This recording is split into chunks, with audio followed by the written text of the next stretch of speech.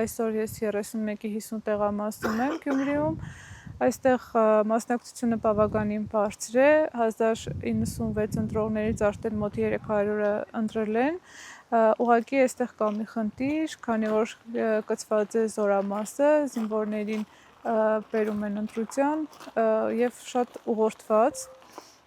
դեպնականաբար իշխանության համար եւ զինվորները եկել են այստեղ նաեւ ռազմական ոստիկանության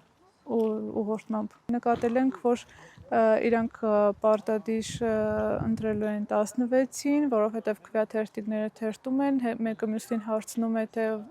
ում պետք է ընտրեինք եւ այդ ժամանակ ասում են 16-ին։ Այդ ենք նկատել,